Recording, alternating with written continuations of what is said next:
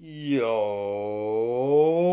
what's going on, YouTube? And welcome back to Goal Line Hockey. It's your boy, Kevin Forte, and we are taking a look and recapping the second round matchup for the battle of the East Division between the number 3 Boston Bruins and the number 4 New York Islanders. We'll be recapping that series in this video. If you guys like what we're doing here at Goal Line Hockey and want to see the latest news around the NHL and more videos just like this one as we get deeper into the Stanley Cup playoffs here in 2021, make sure to give this video a big thumbs up and an even bigger subscribe down below. And let's take a look at this second round matchup between the Bruins and the Islanders. So, guys, it was a great series, specifically for one team as you're looking back now, but overall it was a good series just in general. We had two overtime games in a row. We had a little bit of controversy and a little bit of drama off the ice, and it just made for a great series overall.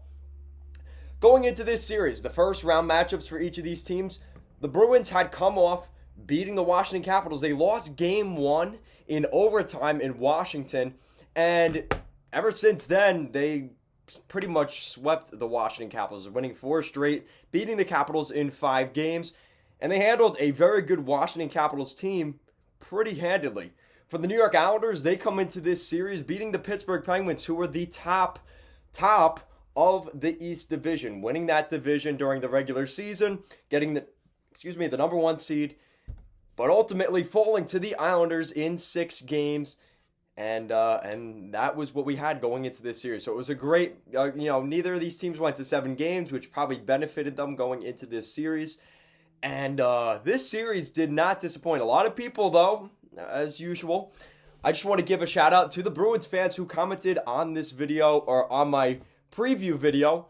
You guys were awesome. You guys were, good luck and best of luck, but let's go Bruins and stuff like that. And I do appreciate that. So definitely a lot of kudos to the Bruins fans out there. You guys are awesome. Probably not liking me too much right now, but that's all right. I completely understand. This was a great back and forth series, but a lot of people going into the series, just like the Penguins series, predicted the Bruins. You predicted the Penguins last time, you predicted the Bruins, and I'm sure you're going to be picking Tampa in their series against the Islanders as well.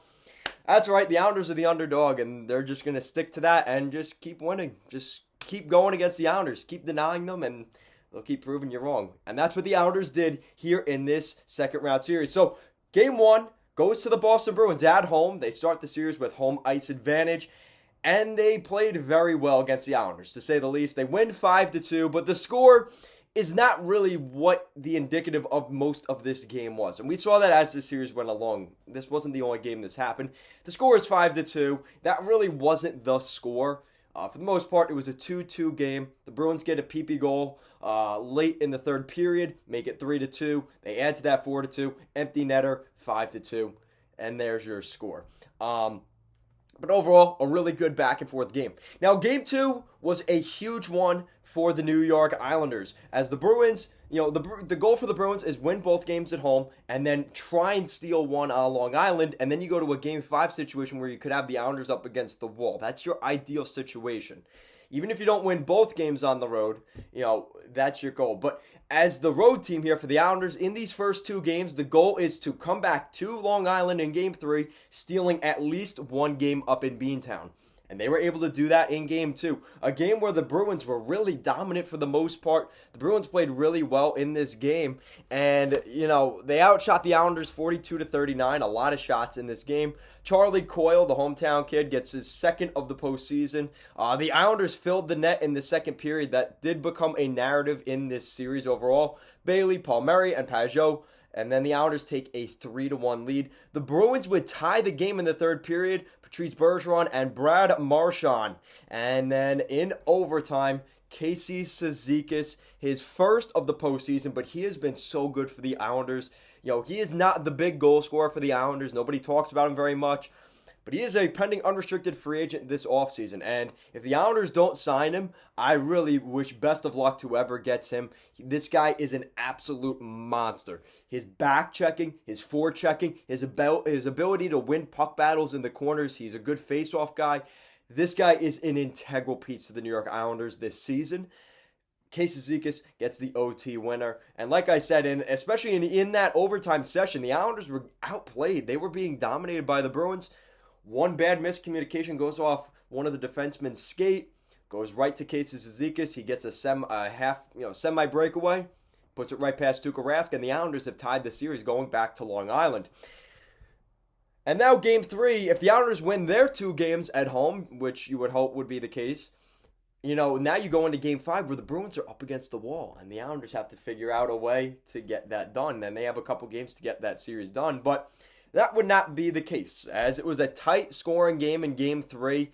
Craig Smith and Matt Barzal, his first of the postseason, that was very terrifying for the Boston Bruins, seeing him get on the board, because he didn't really stop for the rest of the series after this first goal. It was 1-1 after regulation, and of course, my favorite player on the Bruins, no, I hate this guy, Brad Marchand, the overtime winner. A weird shot. Semyon Varlamov probably should have came out a little bit more on that shot. The Bruins win it 2-1 in game 3, stunning the Islanders on Long Island. A game that, let's be honest, the Islanders probably should have won that game, but I guess it equals out for the game 2 where the Islanders maybe shouldn't have won that game, but the Bruins ended up, letting that one slip away.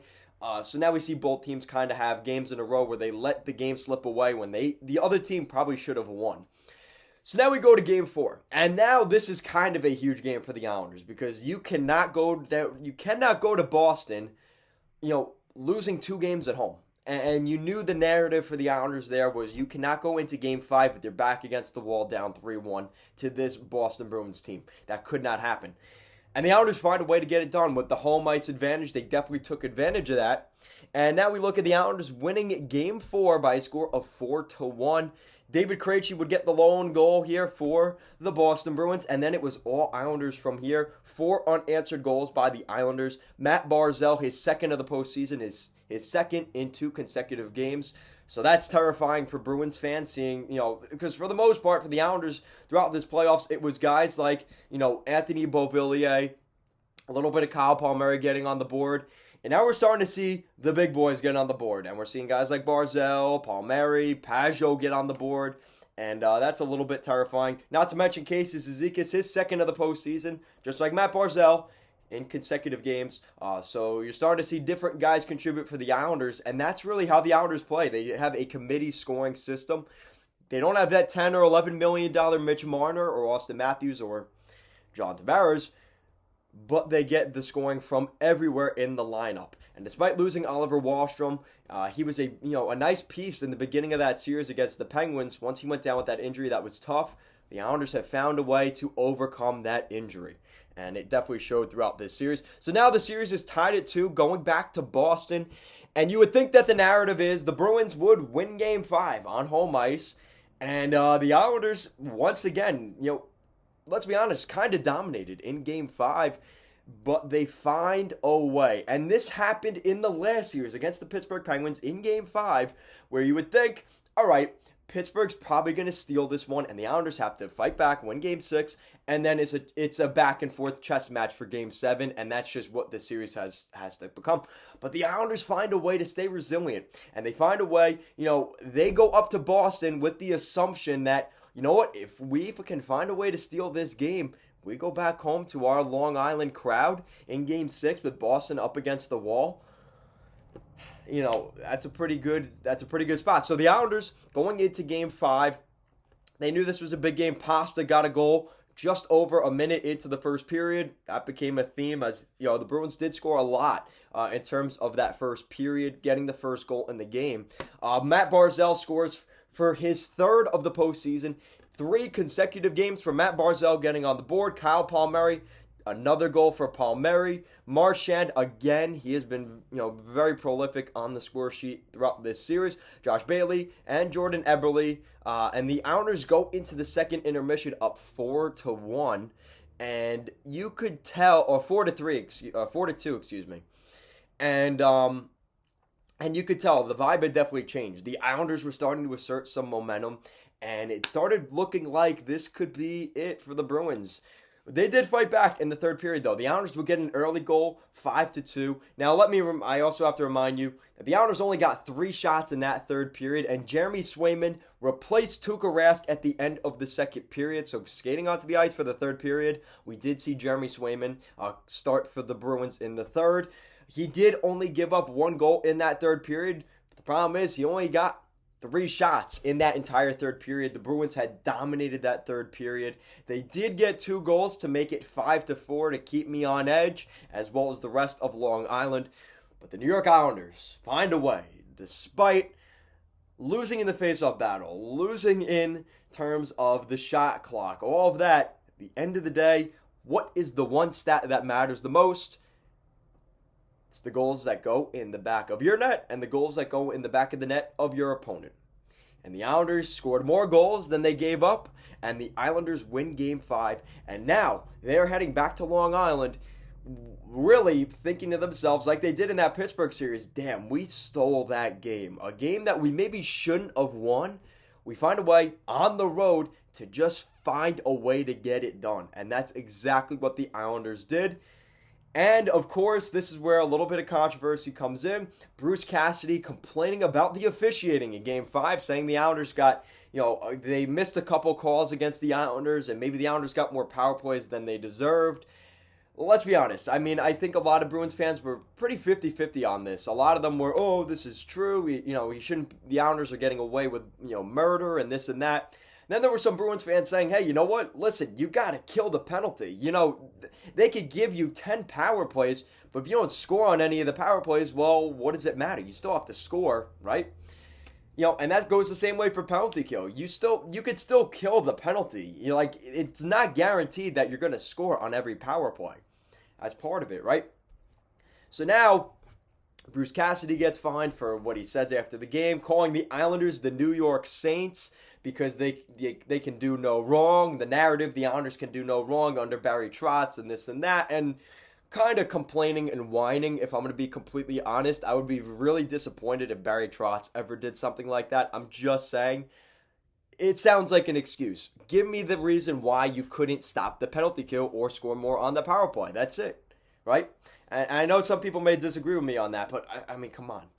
And we definitely saw that change in Game 6. So now Game 6, the New York Islanders, the crowd was insanely loud. I went to the game last night. You guys were absolutely amazing. The Islander fans were going insane. I've never been to an Islander game like that. I went to the game 2 against Pittsburgh back in 2019. That was my first playoff game. This was my second playoff game. The environment was unreal. And the Islanders have really, really asserted themselves here in this playoffs as a very hostile home environment for the opponent. And that showed in Game 6, a veteran Bruins team. A lot of these guys are still from that 2011 Stanley Cup championship. Guys like Patrice Bergeron, Brad Marchand, Tuukka Rask. They won that Stanley Cup back in 2011, a decade ago with the Bruins. And they have that experience. So they know how to deal with these environments. And they just couldn't get it done in this game. The Islanders get an early goal. Travis Zajac makes it 1-0. Tuukka probably should have made a better play on that. The rebound went right in front. Charlie McAvoy couldn't get his assignment, which was Travis Zajac in front. Zajac pots it home, takes that extra second, gets a good shot off, and it's 1-0 Islanders. The building goes insane. And you could tell when the Islanders scored that first goal, there was blood in the water for the Bruins. Now, the Bruins would get 3 consecutive power plays to end that first period. Matt Martin took a penalty in the second. 2 consecutive penalties for the Islanders. And that ended up being a problem. The Bruins did score late in the first period. A goal by Brad Marchand once again. His 7th of the postseason. He was really good for the Bruins. As much as I hate Marchand, give him credit. He played really well throughout this series. Now going into the second period, the Bruins have to feel good about themselves. Hey, you know what? We're even at 1 after the first period in a very hostile environment. We just got to wait out the tide, wait for our opportunities, maybe get another power play, and we can get this game going. That was not the case. The Islanders jumped on the Boston Bruins in that second period, and a couple of key goals by the Islanders really made a difference in Game 6. Brock Nelson, his 5th of the postseason. Brock Nelson, his 6th of the postseason, 2nd of the game. And the Islanders all of a sudden take a 3-1 lead. Kyle Palmieri, his 7th of the postseason, the Smithtown-born Long Island native. And the Islanders go into the second intermission up 4-1. A couple of miscues by Matt Grzelcyk. I hate to call out Grzelcyk in particular, but the first Nelson goal just couldn't read the puck. The Palmieri goal late in the second period, just again, a missed assignment. Palmieri shouldn't have gotten that rebound. Again, a rough game for Grzelcyk. I know because of Kevin Miller and Carlo being out, that did affect things for the Bruins, but man, he did not have a good game 6. And now we go into the third period, and this is the last gasp of air for the Bruins. The Bruins get an early power play, and once again, Brad Marchand, his 8th of the postseason, his 2nd of the game, and the Boston Bruins show a sign of life, 4-2. And the interesting thing going into the third period was the Bruins didn't do what they did in Game 5. They did not replace Tuukka Rask with Jeremy Swayman. They stuck with Tuukka Rask to the end. And I do have, as much as I'm not a huge fan of Bruce Cassidy over the past week, mad respect to sticking with his guys, sticking to, really what they believed was their best opportunity. Do you really want to throw Jeremy Swayman into a situation where, you have that hostile environment, his first ever real playoff action? That's a lot to ask. And let's be honest, in Game 5, he did give up a goal on 3 shots, so he really didn't help the Bruins in that game anyway. So they decided to go with Tuukka Rask. 4-2. Bruins are trying to climb their way maybe back in. And it gets to a point where the Islanders' play is just dump and chase, dump and chase, dump and chase. We knew 3 weeks ago, if you knew Game 6, third period, and the Islanders are up 4-2, what are the Islanders going to do in that position? You would have known that a month ago. If I told you that was going to be the case, it's dump and chase, pound the puck, aggressive on the defenseman, getting to the corner, hit him hard, make him make a pass maybe that he shouldn't have made, or maybe, throw him off a little bit. And as you're repeatedly hitting these guys into the boards every play, it eventually wore on the Boston Bruins defense, and the Islanders took advantage of that. It got to a point where in the final 5 minutes, the Islanders had just so much ice time in the Bruins zone, just passing the puck along the boards, winning puck battles, passing the puck on the other side, and just back. I was laughing. It was kind of comical because the Bruins couldn't get the puck from the Islanders, and the Islanders' ability to win puck battles in the corners, their ability to have those really good 5-foot passes, moving the puck around. It ended up being the difference at the end of the day. The Bruins emptied the net. Tuukka Rask comes out. Cal Clutterbuck, who had a great series. Obviously, he deserved that empty netter. It's 5-2 Islanders. The place erupts, and the Islanders know they're going to win this game. They pull Tuukka again. Ryan Pulock, weird play. I don't know how that happened. Throws it off the boards, and it's just when the bounces are going your way, that one goes in. Ryan Pulock scores, and the New York Islanders make it 6-2. The place goes insane. The New York Saints chants going all across the building, and the New York Islanders head on to take on the Tampa Bay Lightning. This is an unreal year once again for the New York Islanders, as they have been doubted yet again. After making the the semifinals, whatever you want to call it, after making the semifinals last year, there was no respect for the Islanders. There was questions if they would even make the playoffs this year. And look what they're doing once again. They're proving everyone wrong once again. On paper, the New York Islanders are not supposed to be here. You look at way better teams. The Maple Leafs, who have all that star talent up there. You look at teams, let's be honest, like the Boston Bruins. And let's be honest, Colorado and Vegas are duking it out. The Islanders will go further in the Stanley Cup playoffs than the Colorado Avalanche or the Vegas Golden Knights, who were supposed to be Stanley Cup favorites going into this season. So, talk about success for the New York Islanders. The Islanders have done what they've had to do, and now they just have to keep proving people wrong. It's going to be a really tough series there against Tampa Bay, and now they play their arch nemesis, who took them out in 6 games in the conference finals last year. We'll see if the narrative changes this year. So, guys, let me know what you think in the comment section down below. What do you think of this series between the Boston Bruins and the New York Islanders? Let me know your thoughts in the comment section down below. Guys, thank you so much for watching this video, and I will see you guys next time.